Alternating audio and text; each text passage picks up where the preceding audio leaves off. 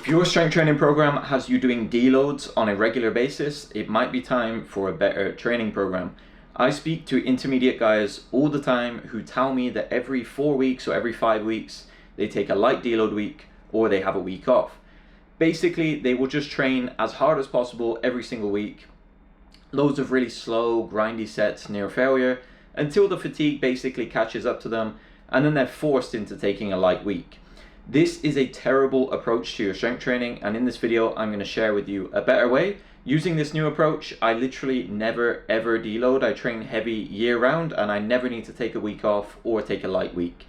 And if you want me to personally write your training program, and I will structure things so that you don't need to take these boring deloads or have a week off the gym, top link in the description, you can hire me as your personal strength coach, or second link if you want to run my strength training programs that do not include deloads.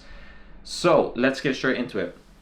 There's a big problem with intermediate guys feeling like they need these deloads every 4 weeks, every 5 weeks. And I used to do it. Like when I was following Wendler 531 a few years ago, I remember I was in university and basically I would do the 4 weeks, and then after the 4 weeks there was a programmed deload week.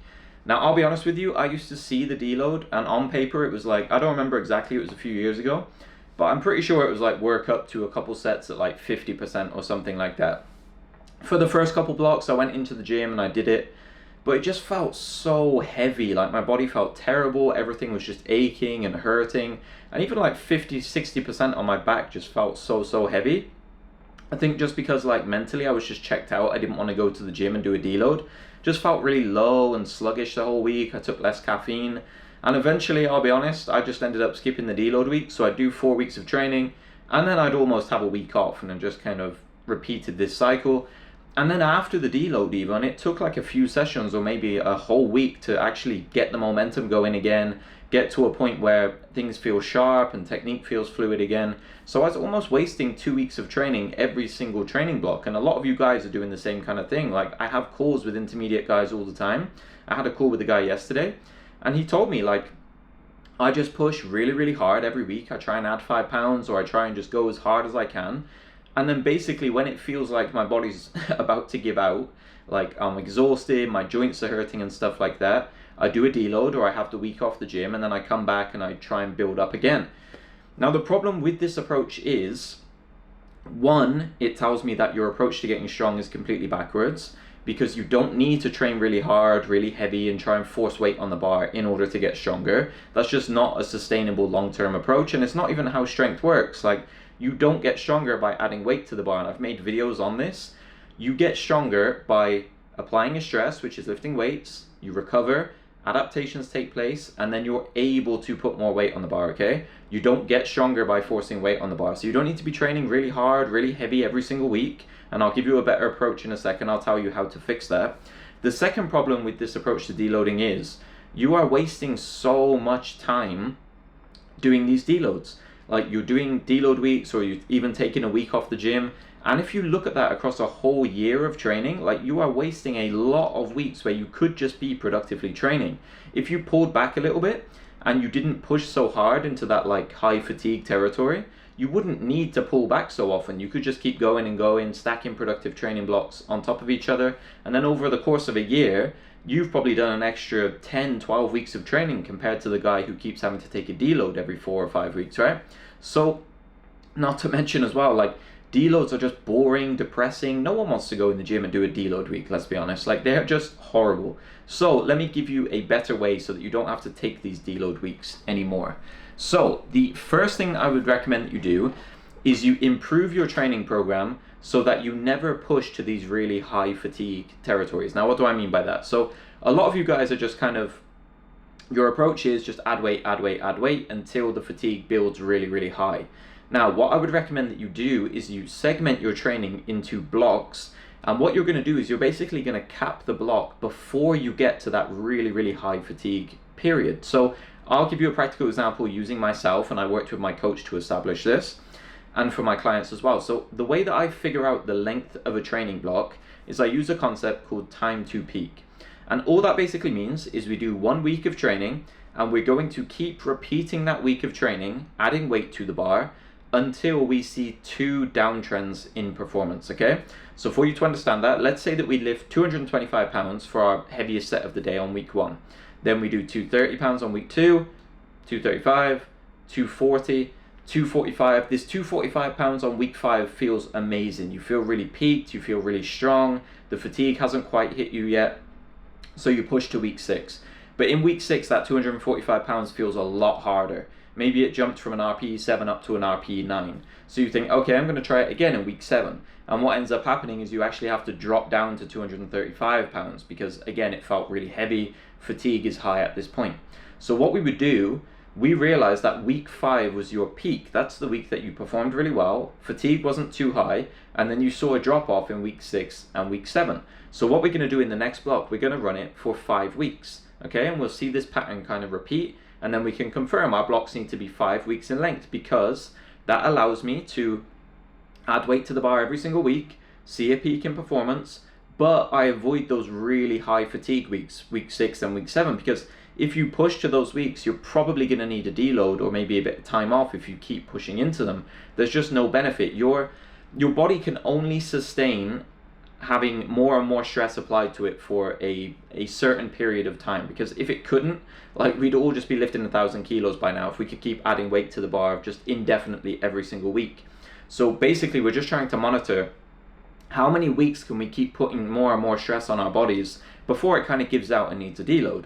If we realize that it's on week 5, there's no point to push to week 6 and week 7 and then have to pull back really aggressively. Just do a 5-week block, leave a little bit in the tank, stop just before you get into that really high fatigue area, and then you just move into the next block. Naturally, the way that I set these training blocks up, they start a little bit lighter and they end a little bit heavier. So that kind of serves as a natural kind of unloading or deloading period without needing a formal deload week where we like strip back on all the stimulus. It's just a normal week of training at the start of the block, but it's slightly lighter. It's still a real week of training that is productive, that fits into the training program, so we don't need to do a formal deload. So basically, I would start these blocks a little bit lighter. So let's say you're doing a top single on your squat, your bench press, and your deadlift. So you're doing a single at, let's just say we start with an RPE 5. So on week 1, single at RPE 5, 1 rep RPE 5. Then next week we go RPE 6, 7, 8, 9, and then we're going to repeat that cycle 5, 6, 7, 8, 9. And you can see how there's a natural kind of unloading period there. But it's different to a regular deload because we're not stripping out a bunch of volume or intensity. We're not changing variables drastically. It's just a normal week of training, but it's going to naturally be a little bit lighter. So fatigue is going to come down, and then your body gets to acclimate again to heavier and heavier weights, and then we keep repeating the cycle. So with this approach, you never need a deload really. You never need a week off because you don't push into those really high fatigue territories. You can just keep stringing together training block after training block. And I will tell you from experience of coaching many guys and competing in powerlifting myself, if you want to get really strong long term, momentum is everything. Like, it's very important that you can stack together multiple training blocks over months and years of training, because as you get more and more trained and as you start to move from an intermediate to more advanced, it takes longer and longer for you to be able to hit PRs. So if you are constantly pushing into high fatigue at the end of every single training block, you really limit how many blocks you can stack on top of each other in order to get to a PR. And if it's going to take you 6 training blocks or like 6 months of training to get to a PR, that could end up taking you 12 months if you keep doing this approach where you push really hard, deload, push really hard, deload, as opposed to just do a productive block, leave a little bit in the tank, do another block that's slightly harder, another block that's harder again. Maybe after 3 or 4 blocks, maybe then you want to take a deload week because you've actually pushed really hard for a really long period. So that is the way that I would do things instead. Just as a side note, the way that I do actually program deloads now, if they're ever needed, I just program what I call a week 0. A lot of like strength coaches will use this week 0 approach. The only time I would really use this week 0 is if an athlete has just competed, if they are coming back from sickness, an injury, a vacation or something like that, or in the rare circumstance that they tell me, okay, like I'm really fatigued, we've been pushing hard for a really long time now, can I have a week 0? That's when I would add that in. Now these week 0s, yes, they are essentially a deload, but I program them in a little bit different of a way compared to how you'll see it on like a training template like 531 or something like that. So on a program like 531 or these other intermediate programs, they change a lot of variables. The intensity, the volume changes a lot. You'll probably see the volume cut in half. You'll see the intensity is capped at like 50% or something like that. And I think it's too big of a change. And because of that, you end up detraining. And then after that deload, when you come back into normal training, you're not very prepared to handle that normal training because you've just deloaded. So your normal training is more fatiguing than it usually would be because you've just lost a bunch of fitness basically.